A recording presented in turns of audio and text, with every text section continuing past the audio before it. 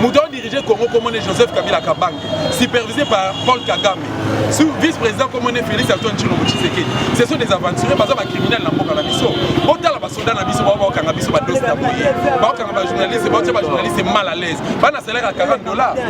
Félix est un aventurier a signé ordonnance pour un salaire à Joseph Kabila, le président sortant. Soit-disant président sortant, $685 000. Je dis bien $685 000 et j'assume. Salaire n'a Félix c'est à combien?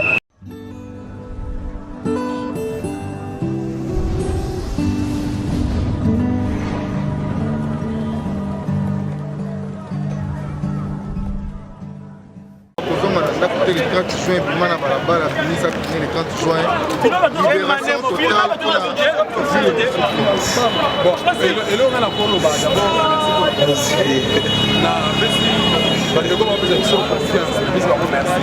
Les amis, on a été mes amis, on a mis au pété, on a mis au pété. C'est ce qu'on nous salue. Pour ça, la remise, parce que je vois guerre Goya, guerre Goya, on ne sait jamais. Mais, on a pour le Bézaka par rapport à la date le 30 juin, dans le Bayamo, dans un complexe. Et ça date il y a 59e anniversaire, il y a indépendance de la République. Alors, les années date ça n'a jamais fait. Parce que ma casse est Félix Nani Oyo, est-ce que la population d'abord a voté qu'il faut une élection? Quand c'est avec les 30 jours, peut-être Félix a parlé. Nani, population congolaise, on va faire Félix confiance. Et Nani Oyo a émis Félix, soit Félix, a fêté date à il y a RDC, la date, il y a le 29 juin. Date des années 30 juin. Il y a $10 000 dans la caisse à l'État. Il y a trésor public, il y a RDC pour Asala Mausolée à Tata Nabaron. 17 millions de dollars pour organiser le obsèque qui est à Tata Nabaron. Tata Nabaron, criminel, Aboma, va martyr de l'indépendance. Tata Nabaron, Azali criminel, va martyr par le plutôt. Criminel, Aboma, Lumumba Nakasapuno. Tata Nabaron, c'est un piège, il y a 93. Tata Nabaron, c'est un MPR de mouvement populaire de la révolution. Nous avons créé à Moïdali, et c'est un chéri de Moulumba. Abimisa Mobutu Mabé pour le conseil Naya Mabé. Les lots, c'est pour Félix Aye, a commis dans Rwandais, a complété le Rwandais pour être Cambo. Là, je suis désolé, date le 30 juin. Ngai Nazali dans l'organisation, il y a comment dirais-je, il y a Mathieu qui concerne les 30 juin. Mais ceux qui sont allés dans les bancs, je soutiens. Parce qu'on a vu sur les terrains, population, parce que sur au Kamba, parce que sur les terrains, parce que dans l'aéroport Angeli, parce qu'il y a des destinations Zali, la place Saint-Thérèse.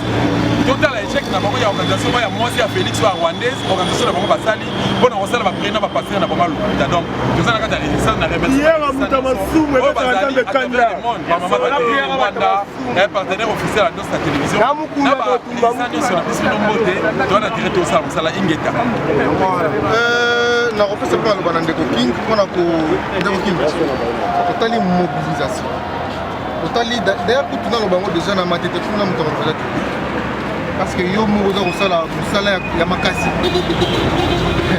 Ndeko King otali caméra pour répondre par rapport à la mobilisation automoni les 30 juin vous allez tozosala automatisement ya baoyo ya bapopulation bakoko deja baéveille bana bango batelema biso tozoyaka tobakisaka manteka likolo lipa deja esalama ye nango na boulangerie tobakisi kaka manteka mpona lipa ya le 30 juin eliama malamu 30 juin tozoloba libération ya Congo parce que indépendance ezalaki le 30 juin eloko etambwisi biso monsieur Tshilombo date anniversaire ntango akuteli ye na Tanzanie achangeaki te ifala achange aloba te nakokata gato na Tanzanie te lokola naza na mission de service nakoki kokata gato na Kinshasa na pusi date ya anniversaire nanga ya anniversaire ne apusi te akati gato na Tanzanie mais komi indépendance oyo bakoko bapesa biso oyo na de 1921 manifestation ya Nzambe ekoti epasi moki mbango mpona koluka libération ya Congo de 1921 1960 ezalaki accomplissement le 30 juin ye alinga mbongolango akomisi yango le 29 juin le 29 juin indépendance na bango oyo ya bango ya Kingakati parce que Kingakati ezalaka état dans un autre état état wana ezalaki indépendance ya Kingakati Joseph Kabila atongi Kingakati le 29 juin donc bakofete anniversaire na bao ya indépendance ya Kingakati. Ba oto ba okekuna seke baza ba habitat ya Kingakati. Biso ba habitat Congo, tu as dit que l'indépendance à Congo est le 30 juin, oh il faut que ça aille. Comment dit? Il faut que ça aille. Ça la biso. Comment dit?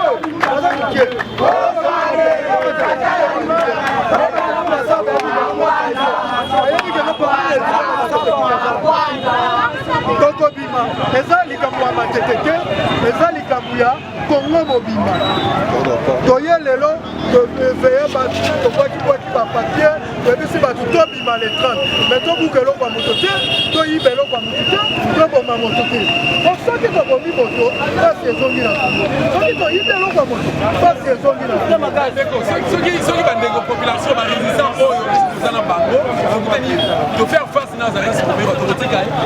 Uberwa, il faut to robomete, to suye, to chomoni na sata. Nzamba lobeki sata prima ba robomete, to suye atia na kaso, to tia ata na so. Amba na teto, bake data tourisme na nzongo tala Uberwa. Omoni na minu tango oseka wana bana bazomona minu wana, okoza divertissement moko malamu pona bana na biso. Nazo bakisa bilo mibale, ya liboso, ba leader à la Mouka. Il est vrai que la population puisse nous confiance. Ah oui. Mais vous devez faire très attention. Le pays où ils allaient dans l'occupation, bakendaka, basalaka opposition té, bakenda pe na élection té. Ça fait 22 ans pratiquement qu'on a vu les sous occupés na ba Rwandais. Le Rwanda fande la mission. Mouton dirigé Congo comme Joseph Kabila Kabange, supervisé par Paul Kagame. Sous vice-président comme Félix Antoine Tshilombo Tshisekedi. Ce sont des aventuriers, parce que les criminels n'ont pas la mission. Autant la soldats na biso ba kanga biso ba dossier d'aboyer. Ba kanga journaliste, ba journaliste mal à l'aise. Ba na salaire à $40. Félix est un aventurier a signé ordonnance pour un salaire à Joseph Kabila, le président sortant. Soit-disant président sortant, $685 000. Je dis bien $685 000 et j'assume. Salaire n'a Félix c'est à combien? C'est au-delà de Joseph Kabila. Et salaire il y a des militaires, des soldats qui ont est-ce que vous avez l'avenir? L'obisson est beaucoup fi. Avenir à Nabino Zandén. Est-ce que vous avez conscience? Vous comprenez rien. Biso va auto koufi le batata na kati armée. To koufi ba kundi batata na biso te ba pesi combien? Na pesi bino chiffre ba pesi. C'est quelle valeur ni? Vraiment, tous ont conscience bande qu'on a biso et puis il y a certains politiciens aujourd'hui la RDC ils ont proposé pour na tobima na crise politique auto sala quoi to benga onini tout ça la dialogue table ronde tout ça la table ronde auto fana na ba Kabila na ba Ruberwa na ba Nyarugabo to fana na ba Félix to fana na IDPS ngana lobi ke barere waneza origine na bisoté on doit tout faire pour chasser l'occupation en RDC, on doit tout faire pour chasser et décabiliser plutôt notre pays, on doit tout faire pour téléma pour que Félix IDPS Franck Diongo et Ali Bakatumbi nyonso to tcha bango na sac moko bomona ki na Kingakati bomona ki ba congolais parce que conseiller quoi compagnie Kabila babika Kabila nani président le président de la République n'importe quoi. Moi je veux ajouter ceci omoni eza na voûtement moko za na Kingakati omona ba mikolo vous vraiment tangi kelasi papa faut indiquer batu yo moko teli vraiment tato ndeka soki na buzoba boye oh nini eza na kindoki moko ba bazoli ba na Rwanda parce que ce sont plus de Congolais. Bazaka Congolais pour babotami na Congo, mais mayele na bango eza na Rwanda. Eza même affoutement au Tshilombo. Parce que ceux qui les loyo, tata Etienne Tshisekedi à la Muki, malgré yé, bandaki na koteka mboka na bandaki koteka mo bandaki coopérer pour Mobutu. Bazaki mo na Congo. Mais Tshilombo a lekisi a keti et pas ba faye. Donc coopérer papa, Tshilombo on yo so ça. Train oyo tomoni train oyo ya ba Tanzania oyo kokotaka na nzela est train na biso ya ba Tanzania train ya Tanzania tango koya na Congo akosala pona avantage ya Congo to ya Tanzania Congo pont oyo salima na Brazzaville ya Brazzaville keto kende te mpo mona ke biloko o Tshilombo azosala ezaka pona ko mema mboka na biso na boumbu ya Brazzaville soko lobi pona douane soko lobi pona douane ya douane wana il faut kokitisa douane ya Congo okisisi na on a vu sous la foi. On a fait ça Brazzaville. Là où la maille, il faut qu'on a vu ça sur cette Brazzaville. Quand on dit tout à Brazzaville, on regarde.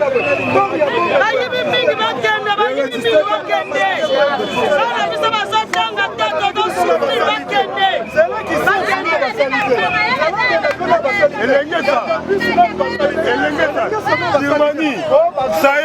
bakangi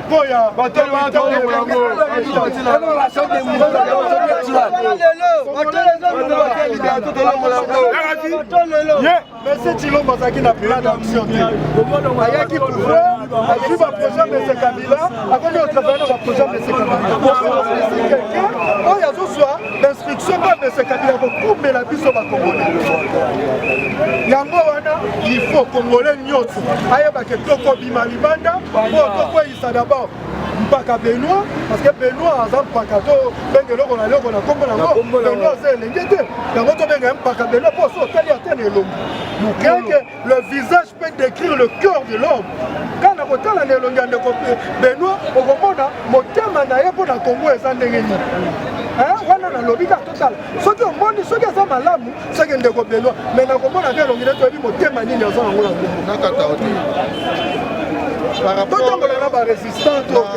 na kota lolenge pepere na bibisaki bambwani na balabala idepesa bibisi bambwani na balabala mpona baintere ya baindividu sikoyo le 30 juin bino mpe lamuka biso barésistant toza koprépare kobimisa pepe mpe ndenge nini est ce que bakokende kaka mpona babibi na ntongo na 9h bazongi na kanda mpe eza kobima mpona kotika libanda mpona biso toza balamuka te biso toza bato ya lamuka te mais toza balamuka que la boucle na bango existe biso deja tozalaki deja ya kolamuka ndeko nyonso deja azalaki ya kolamuka bazomona biso lamuka bazomona lisanga ya bambusani ya musi sesanga bakatumbi bazomona tosita lokola katumbi na lokola sesanga donc tozali bato wana te bango bazoluka intérêt na bango biso nde lamuka lamuka ça veut dire tolamuka na bongi tozikolela mboka na biso c'est l'état d'esprit Pepper abimisaka bato na ye te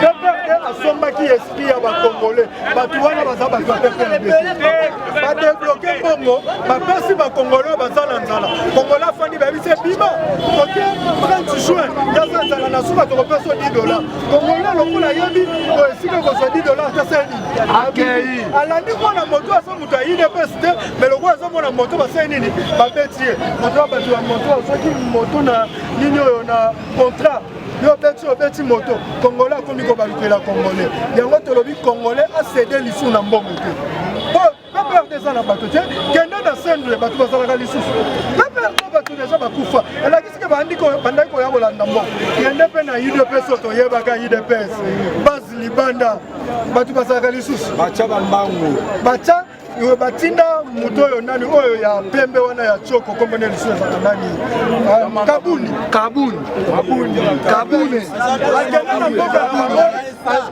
mese carolade ye na bango batindi kabuya akiti mboka zwi bato ya mboka zwi bato ya mboka ye na bango bafrai kombate ya UDPS bazalaka lisusu te bazwi fisi mokoko bapesi ye babido ya gene babido ya kolangwa yo olangwaka babebisi motu ya mona mboka yango oyo il faut te sauver même fils mukoko po ndenge bazopesaka masanga chaque jour po ekomi kaka koyebwe na nini bapesi $100 keye komela masanga soki ayebwe ma akende komela masanga yakanisango bazosunga ye oke bazobebisa ye ndeko trésor nga na ration parole moke bandeko balimisaka ye fils mukoko azali produit ya UDPS tokosauve ekoma bakata ye nzoloko bazamakisekendi batie na kati yoyebi ke fils mukoko aluka biso asala biso mabe asa mobilize bato force ya progrès na bango baotinda bamessage de mort nga naza victime hier j'ai reçu 2 appels naza na banimero vodacom na téléphone nanga fils mokoko tokosauve pourquoi ayebi ke Félix 1 c'était recelé baélection chaotique obokende le 30 décembre passé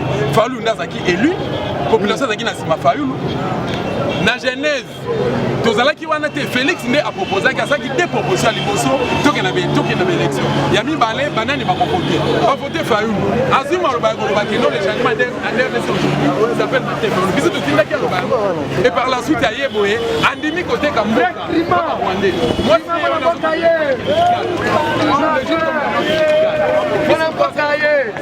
soki fils moko bazalaki un bon citoyen congolais digne de ce nom alors alingaki akende alingaka démissionné na kati ya parti alingaka région de bénin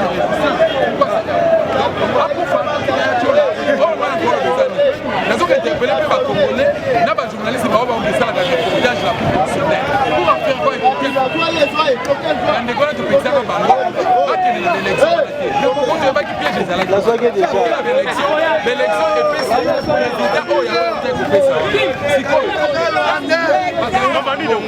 Kabila a sanctionné bango 30 députés à la Mouka a limogé bango alie bango na kati ya Assemblée nationale sikoyo oyo abiso na kati za nini ntango bazalaki na kati ya Assemblée nationale le nombre de mois oyo basali bazwa bapresidenta bayebaki soko ya population bangoki bajournaliste bapesi bajournaliste quelque jour lelo sikoyo babengani bino bakoki kolala mpona baolele mpona biso po tosala nini babenga journaliste ya Butanga Lonzo ntango bakanga journaliste ya Butanga Lonzo batiaka ye na prison bango babanda kokundela ye banda kolala liboso ya prison balobelaka ye lelo sikoyo azwi idéologie na prison abimi ye wana odépendre Kabila fayulu aye bapesi mbongo pour que journaliste ya Butanga Lonzo apesa marche de santé moyena $20 à quelqu'un lelo sikoyo bitosala mama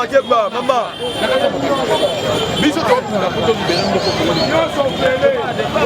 toloba toujours kende le positif indépendance oyo nyonso bakongoli nyonso ezala cheke ezala bakopera ezala bachaye ezala kuluna classe nyonso ya population ya RDC asi ya comprendre ke il faut atia azolone na kati ya bapolitike ya mboka na ye impossible indépendance tala tingeta voilà toza na temps ebele c'est peut tosala baétape par étape ezali nima Congolais aza comprendre malheur na ye ezali bapoliticien Congolais aza na besoin ya jeunesse moko etelema e bango otala bilenge babimi na balabala babimi te mpona koya kotala kaka koyamba mwana mboka Jean-Pierre Bemba baye parce que bazali lamuka état d'esprit baye parce que na famille na bango bapapa aza na misala te bamama baza konyokama bango moko bana avenir ya malonga eza te alors est-ce que tokocontinue kobifra boye soki les 30 juin 60 nos pères batelemaki mpona kosenga indépendance lelo mpe kosalema bongo bilenge génération oyo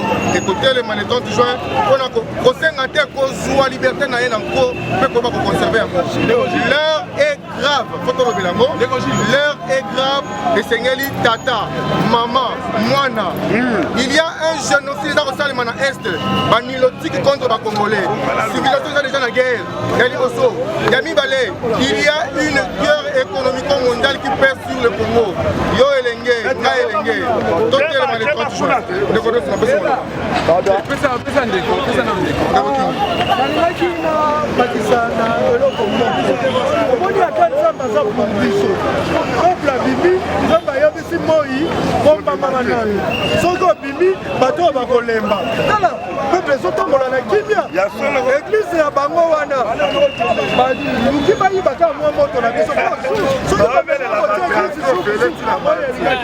c'est que désormais donc il est l'église dimanche papa nzambe alobi boye avokende ndako na ye kobomisana na ndako seke biso tobongisi mboka te toke kosala nzambe nini moso totoyebisa nzambe kokobonga akoloba napesa bino maboko napesa bino monoko napesaki bino makolo okoya kosenga nga nini nga nasala nini po soki nzambe obi akite intervenir akoboma moto nyonso akoboma na biso kotata biso na incapable bukuna soki paske basala no kuna lelo bakoloba boye bandeko ya UDPS kotala no ndenge boorganize ozwi pouvoir mais kotala bino kaka boye c'est la pauvreté qui s'exprime pourquoi pour Kabila boza baesclave ya Kabila zwa bandeko ya UDPS na baoyo bazofinana na réseaux sociaux tiala bango boye liboso basi trésor qui batelemisi boye bakoloba ces gens ici baza na posa ya pouvoir trésor qui baza na pouvoir mais nga naza na pouvoir te bango bato baza na pouvoir ya bowumbu ya Kabila tala ndenge azosala bango donc kofinga eza na ntina te biso tozobunda bango bakobundela Kabila gasolo matondo mingi na kosukisa elonga nga nasukisa kaka ezali na nasukisa mpona loba boye po mpe population oyo bazoreve oyo bakomprendre te basali pression gouvernement mokolo nini basi babisa biso premier ministre nazolisa bino na mboka moko te na monde entier babimisa 50 ministères ezalaka te esalaka kaka d'ailleurs il faut qu'on signale que sur les 66 députés plutôt ministres du poste ministériel PCC fonds ya ba commerçant contre le Congo aza na plus de 48 ministres tandis que cash oyo yani top ya cash top na est-ce que vraiment ko bato wana bake mpona peuple mpe makambo na bango na makambo na bango mpe na barwandais? Oui, justement oza na raison kosala observation mais ngana nayebisa bandeko baolanda biso eloko répartition na bango etali biso na eloko ata exposition na nef bapesi cash moko etali biso te problème na biso ezali na FCC na cash lokola basala libala na bango oyo litifera babenzinga na lifelo donc etali biso na eloko te bakufa nde bakokufa tozela le moment ko soki ekoki résistance akosala kosala na ye po tosikola mboka na biso pour démocratique. Alors nangana conclure pour dire ceci. Est-ce que boyebi ke Azara Souber azara rwandais? Est-ce que boyebi que Joseph Kabila azara congolais? Est-ce que boyebi que Vital Kamerhe azara congolais? Est-ce que boyebi que Moïse Katumbi azara congolais? Est-ce que boyebi que batraître le ba Franck Diongo et consort balingara congolais bazo sala business na bango? Félix azala business na ye. Poto déstabiliser mboka na biso malamu. Na osika bandeko bana poto à travers le monde. Otika trahison. Otika koleka bamboka bakasufi. Toyebi bino. Je vous promets que na kotanga bakomona bino prochainement. Ba se prétendre que vous allez journaliste que ça la biso au biso de la face. Ah mais déjà ça comme la Congo. Moi c'est la business. Mais prochainement tu vas dénoncer bien fait au Cameroun. Lelo ba surtout au biso de tient en place. Ouais ba que et ça la musala na yo. Ce qui m'a donc epesami to Cameroun la prochaine personne de faire madame Catherine Wanda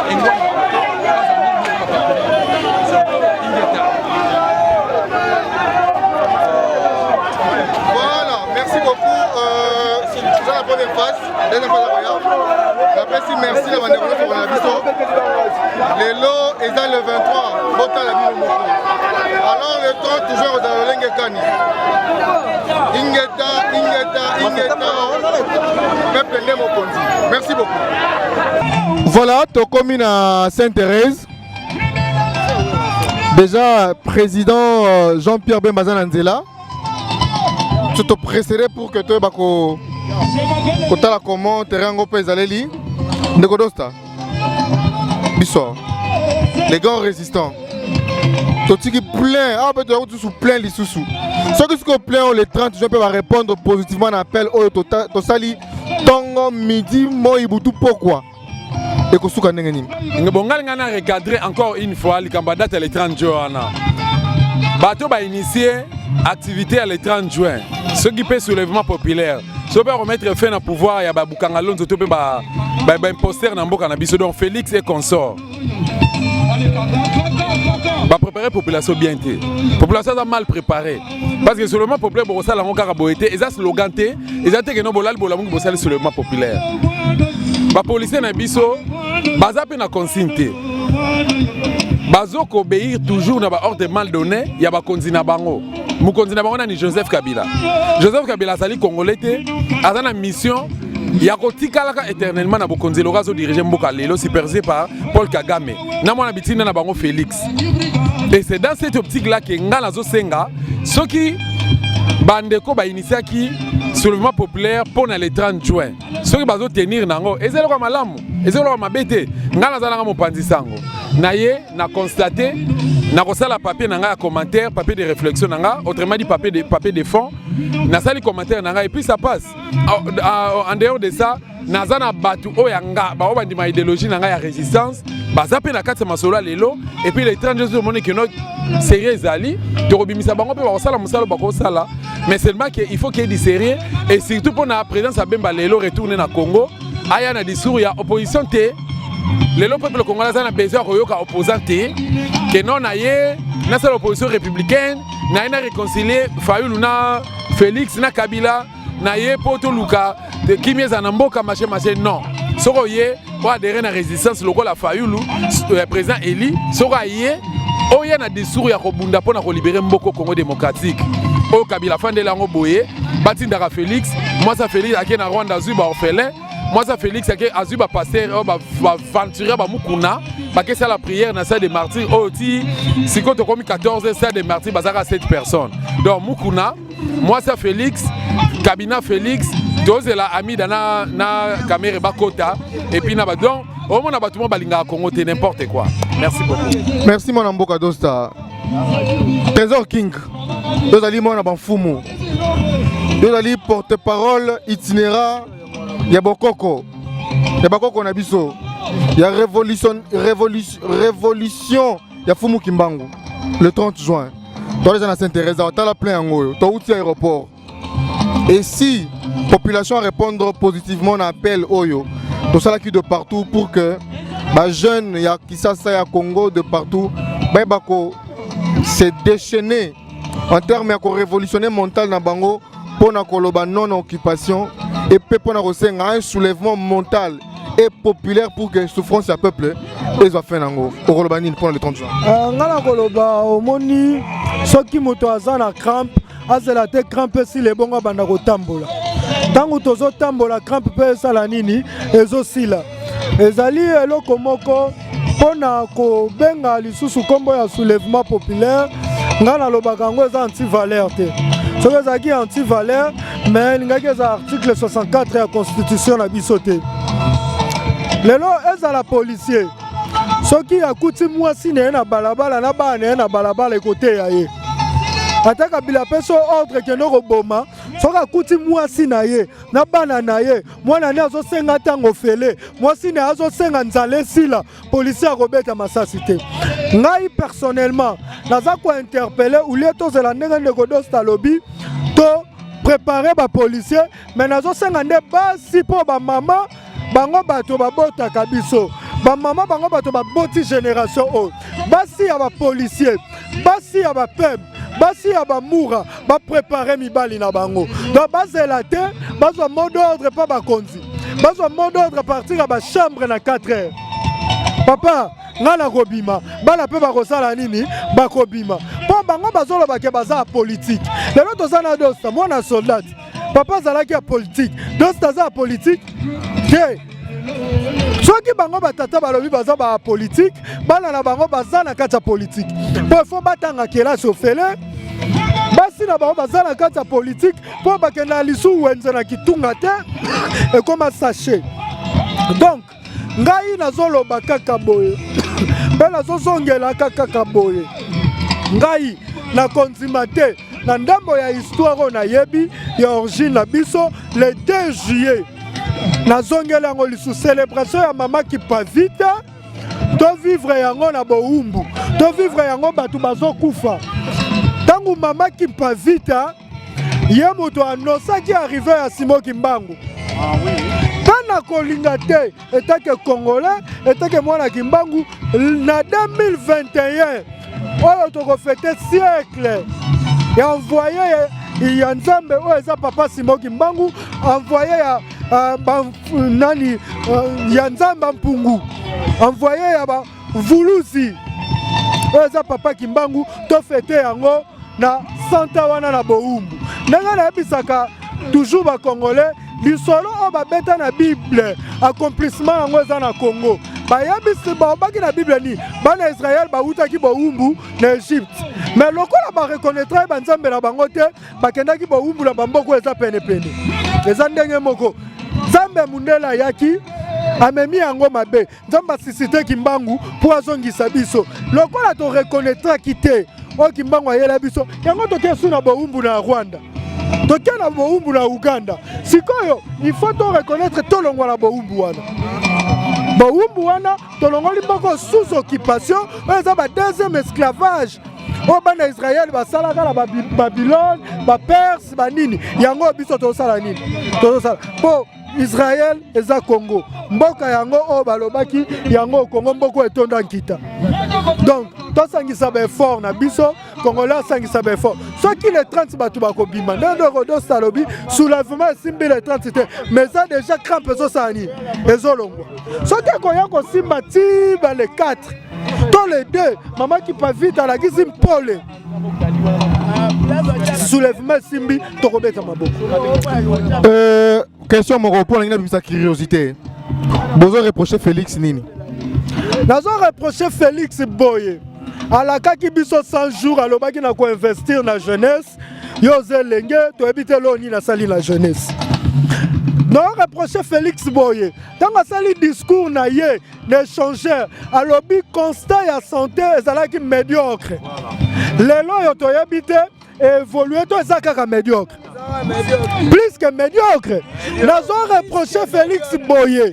Biloko Oyo. Aza moto ya maloba alobaki kuna Amerika ko déboulonner aye awaye ko samba nani asambisaki ye ayebisa biso nani asambisaki ye tango ayaki yo yebi ke Kabila zaki soki alobi likambo la mère main de fois bima l'homme mensonge facile akobima apesa mensonge facile na ye nazo reprocher Félix Tshisekedi Boye kokende ko kutanaka na Paul Kagame pamba moto a viola mama na yo moto a viola ndeko na yo moto a boma bandeko na yo ata likolo na se kutani soko fandi ne passe ko sala oka na motema ki camarade oyo asali na Paul Kagame ki camarade akokende kokata gato na Tanzanie ki camarade asali na sasu tango ba mama biso na Brazzaville bazaki violé est-ce que ayaki na baona martyr ba ko sanga peuple congolais pardon pour biso ka tozaka peuple o to nyokwa maka pe nazo reprocher na mbongo o ba pesa ki batu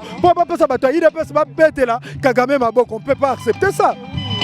Il a beaucoup parlé. Alors bibanzela 6% na yebisa bino lo moko o mo milimo batu ekufa loko ya justice malonga salamate botu na batu erozo ezanini erozo za soki milimo ekufi ezu justice tendere eyaka na mabele na lobaka ngoto Kabila saka na pouvoir ke bakotonga ba makadam ekobukana lelo esalani ya yeli zuko tonga ba makadam a reprocher Kabila makadam o ma itokolia makadam ayeli suna makadam biloko na reprocher Félix yango mwana mboka tosta toana Sainte-Thérèse bilenge o batelemi awa est-ce que bazali mobiliser à solo que non baye bako telema ilongo na bino ba botelemi pona ko ma soulèvement populaire ou soit comme ma changement pona histoire ya Congo na biso. Bon, pour ton information, membre IDPS Awazate, membre PPRD Awazate. Bandero nyoso ba yeso baza bata PPRD ngala za mutel boso simba moko na nzoto. Mais ce que lingi bilongi na bango zo mona keno baza na mawa. Baza na mawa pona nini, rien ne marche dans leur pays na vie na bango loko marché té. Ba na classe A bazali, ba coopérant bazali, ba chaier bazali, ba étudiant bazali, ba fonctionnaire pe bazali. Mais surtout ni vie na bango, ils ont pour mettre les côté. Pour te dire que les lots, ceux qui bayoki sangoke, kuna eza koyinda, bakoya kotia maboko. Bayoki sangoke no to kangi jefanga ba policier, to bloquer ba policier, to boter ba minduki, ba ba kwa minduki. Parce que les lots, option est à manquer. C'est de chasser Kabila et Félix dans ces pays. Ou rien. Voilà. Voilà. Tu as posé une très bonne question à King. Nazong Selango. Nazong Posanamo. Ndeko Dosta. Oza ko reprocher d'abord oza ko reprocher Félix Nini. Wana liboso. Yami Balé. Malembe. Yami Balé. Oza ko reprocher mariage à Félix na Kabila Nini. Bon, nazo 500 on somi balé. Et là le boss n'a reproché nango Félix ses alliés 1 irresponsabilité, de 2 inconscience, de 3 trahison. 3 choses. C'était un monsieur irresponsable. Deuxièmement, Félix Azali inconscient. Troisièmement, Aza traître. Yo vraiment le 29 septembre 2018 na boulevard Triomphal. Basangana ba onyo sokaka boy. Oh la muka to bizakanda comme opposition. Félix Azwa maloba mutatinda été. Bana Congo, biso to social alliance to soyokani. To meli mbondo moko trahir muninga te. Pas ko trahir muninga ezongela e. Où en sommes-nous? Quelques mois après, ba komi na Genève. Félix Azaki takende keteni, bazaki na réunion na Paul Kagame ayeko kosa batu. États-Unis aye na Genève, na Suisse. Malba Félix Azaki ni na kuti bemba muziki to e consort ba fandi na Fayulu. Alors bon ça va, to bi msakanda ya kanda comme opposition lelo. Félix m'a proposé à Liboso, oh non, il faut tout procéder à l'élection. Deuxièmement, oh, il faut bateau voter et ça la bateau dans la course. Entre autres, Matungulu, Muzitu, Félix, na Fayulu. Bango 4. Mais tant que Fayoulou abimi candidat comme opposition, Moutatindaka Félix T. Azui Maloba, aujourd'hui en RDC, a bengi presse, et puis presse à Congo, des presse étrangère. Alors aujourd'hui en RDC, les changements s'appellent Martin Fayoulou Madit. Ngam Natindaka, si on a une bêtise, allez, on a Yamisatu. Félix a na Rwanda. Parrain politique n'a commis Paul Kagame. Mais si on a une vidéo, si je m'en souviens bien, parce que je suis un bon historien. Un journaliste a une histoire politique en Bokanae. Félix a finga Kabila imposteur. Tata na bango tien siré de Mulumba loba zongi se na Rwanda. Lelo zongi se na Rwanda siko Paul Kagame président rwandais waza Hitler d'Afrique oazo bomba ba Congolais 12 millions de Congolais ba kufa na mboka na biso. Chaque année lelo na loba boye bande ko na biso na est trop. Mais Félix azui Kagame le la parrain politique na ye.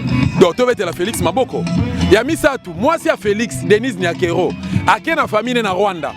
Ake ko senga moi c'est à Jeannette moi c'est à Paul Kagame ake ko senga e apesa e 850 orphelins aya ko bokola bango na Congo na Congo bandeko ba violer na ba kufu ba famille ba kufi na est na Ruchuru na Butembo na Beni na Bukavu na Goma par-ci par là ba orphelins ba tikalité ana kichasa ba orphelins ba zate assez rassembler bango pour bokola bango ya misatu biso na ba Rwandais eloko towela keza moko Laurent Désiré Kabila bemela biso malheur a promettre biso na bakor a Emera ke a repesa bango parti est. Or ce côté Israël na Palestine ba wele la kara 5 mètres.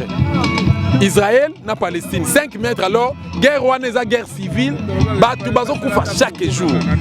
Mais nombre de kilomètres oyo Rwanda zone ngaboto la RDC. Et ça inexplicable. Moi to calculant moi to content ezate. Facilitateur nani Félix Kabilaye a réalisé, Félix a concrétisé avec de tels comportements. Moi je peux les pardonner. N'importe quoi. Jamal Kabound n'a pas ce conseil. Soko milinga na vie na yo. Tika osala ba aventure osala wana. Ozana une expérience D. Ozana G1. Biso to tanga ba classe à minene, si na niveau ba université souffrant na études. Yo ye côté Kamboka na biso na Rubera bolia sa ni moko ozoloba pouvoir réserver le mot à malamu. Tala au pouvoir epesaka. Au fingi IDPS au fingi FCC. Au fingi IDPS au fingi FCC. Donc les partenaires politiques. Donc Kabila lelo donc au moins il y a un IDPS baba zoba. Balobaka 30 ans d'élite, 30 ans d'élite. Donc dans combat politique au bino bomema 30 ans d'élite. Et ça pour vous la nommer pas Joseph Kabila. Mais Joseph Kabila là ça a danger. A nommé Joseph Kabila, a nommé Félix, a nommé ba sénateur, 91 sénateurs. Lelo Kabila zaki na 351 députés, a commis na 400 députés après avoir limogé ba député à Lamuka. Maintenant kebi ça ba député à Lamuka au balongoli bino na Assemblée nationale. Tant bozu ba salaire na bino ba $13,000, population au bokanisa qui était. Lelo siko boko mo la libanda bobenga biso presse, donc au finira bino toza bana basi na peuple congolais. Ngalo pesa mot d'ordre. Mutawa ke la lisu batona mawate poto pekisaka bango bake na élection na te bakenda osani. Babisi bango babike processus est biaisé, bokende te parce que Kabila piégé bino. Corneille nanga sala comptage ya bulletin de vote té. C'est notre grand frère du quartier. Aina Chicho ba suivi sa JB. Parce que maman na biso to kolina bango to zakana bango petit le to bengalaka. Tout ce qui se passe à l'intérieur là-bas na Seni. Ba pesa biso information à la seconde. Jour oyo Corneille nanga nosaki bande de filante ele kana RTNC que non lelo ba la comptage de l'élection. Même Corneille nanga aiko benga bango lobi que non annoncé jour ya comptage plutôt à l'élection. Après que l'examen de filante na RTNC que les lois va publier les résultats de l'élection. Namboka nini oyo to benga un pays démocratique ba ko publier l'élection à 3h du matin. Au moins c'est de n'importe quoi. Donc mais c'est Félix Tshisekedi fait de ton mieux pour déposer ta démission. Ou okuta na ba congolais na nzela no merci beaucoup. Voilà. Tokomo qui est déjà vers la fin. Pour garder le micro Tom Moulaïté. Je pense que tu repèses à 2 personnes per micro. Bah sa point de vue, il y a jeunesse par rapport et d'abord il est arrivé à Jean-Pierre Bemba. Il y a mis balé et que vous allez prendre un point de vue par rapport à venir à Congo sans révolution populaire et peuple. Ndeko. Non zongelayo. Mouta s'il vous plaît. Les autres kokutana bino, tokuti bino boza déjà pour se retrouver dans l'aéroport. Est-ce que vous cautionnez encore une fois? Parce que dans l'élection, Mboke Bongi Nangote. Est-ce que vous cautionner encore une fois les loboyés dans meeting il y a papa Jean-Pierre Bemba pour aussi besoin na bandako et les 30 gens peuvent vendre na bandako vous cautionner pendant revendre ou continuer c'est-à-dire bino peuple congolais bondimi souffrance est-ce que ça vient na bongo papa eza passe na mboko yo pourquoi parce que biso ba congolais tebaki ke na décembre année passée Kabila a quitté pouvoir a quitté na mboka na biso dans la société mais to comprendre te n'est que ça la kelelo qui s'est dit avant ensemble na Kabila comme modèle na mboka oyo c'est déplorable donc pour Nabiso qui s'est déjà à taper à côté il travaille contre le peuple pas pour la population donc n'est ça on a Biso to ebaki ke Kabila na mboka oyo nga ofanda te aisément s'il vous plaît pardon je me défoule parce que ça et ça a bien été Québec et Lelo Kabila après 2019 on a mboka oyo qui ne va ailleurs mais Lelo azoli a gâteau azo c'est Kabiso à ça le massacre du Bas-Congo. Plus de 8 millions de Congolais sont morts. Ils ont enterré 13 personnes dans le Boulou-Moko. Ils ont dit qu'on a été dans le boulevard. On est le cas concernant le peuple congolais. Mais les autres, ils ont dit qu'ils ont dit depuis Tango. Pour la population, ils ont dit donc les autres, ils ont dit qu'ils ont dit Aya, nous avons posé les deux millions de Fungama.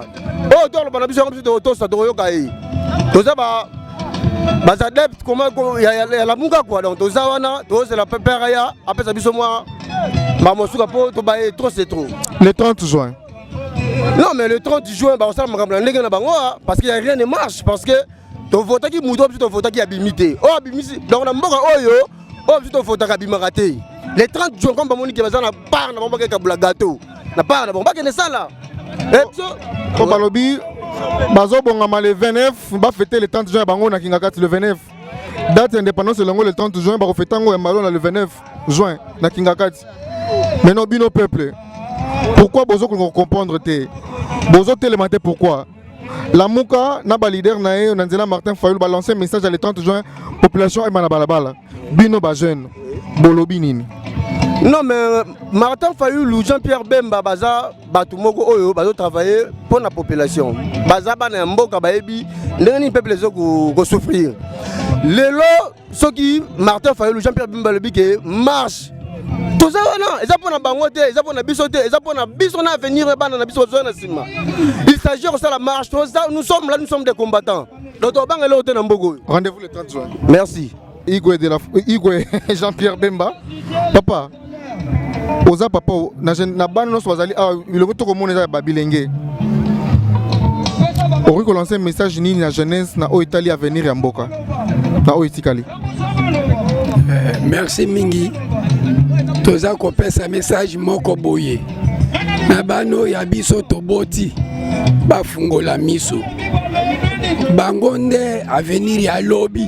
Biso tokomi na suka me batale eloko nini oyo ekoki koyela bango na mikolo ya nsima kuna lokola Bemba yei Fayulu azali bamuzito bango nyonso basangani mpona mboka tosoutenir maloba bango bakoloba bana bayoka mpo lobi base retrouve na posa oyo bazali na yango lokola balobi le 30 juin peuple abima libanda tokobima libanda po tolembi tokobima libanda totambola tokofete le 30 te ezali jour ya indépendance tozoluka lisusu indépendance mosusu sikoyo mpo bango babebisi suka biso alikambo kaka le 30 tokobima libanda totambola po bango batikela bano baza na posa ya mboka ebonga baya kobongisa mboka.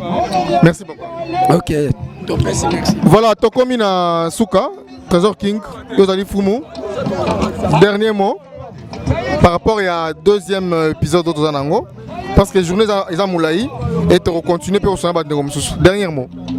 Liloba nanga ya suka pona émission oyo pe ya ngonga oyo po tozo continuer musala ko sensibiliser population ti pourquoi peuple na koyebisa kaka peuple boye eza la constitution o ba betela biso to le constitution eza la président o ba betela biso to le président ezala au assemblée ezala au cour constitutionnel mokonzi nango tout eza peuple pour peuple nde souverain yende mokonzi soki peuple lelo atelemi bango tout basali nini bakwei yango tozobenga peuple atelema na belansaki eloko moko opération moko tindela bandeko na kini lisu mbongo te wana yebisaki bato ya poto botindela lisu bandeko na kini mbongo te mpona epesa baokanda babima mpo lokola bebi ke soki tofandi biso kutoliaka na biso na mbongo ya poto bakobima te banda lelo oyo ti tokóma le 30 juin mutu moko te atindela ndeko na kini mbongo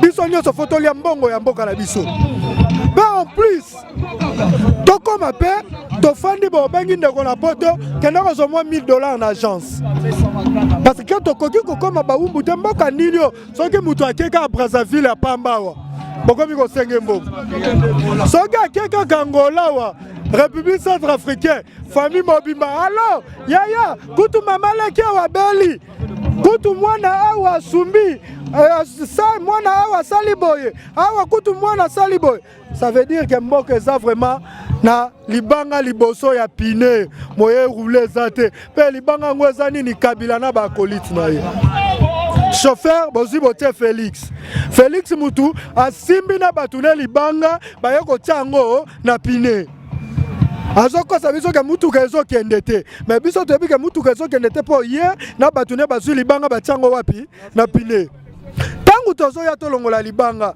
ya lobi mpo ani boolongola libanga na ye mpe chauffeur toseye nini tolongoli ye mosala toluki chauffeur mosu totie mpo tozala mposa mutuka na biso sala nini etambola nde bongo maloba suka. Merci beaucoup. Nignor le Béjate. Toshite. Merci.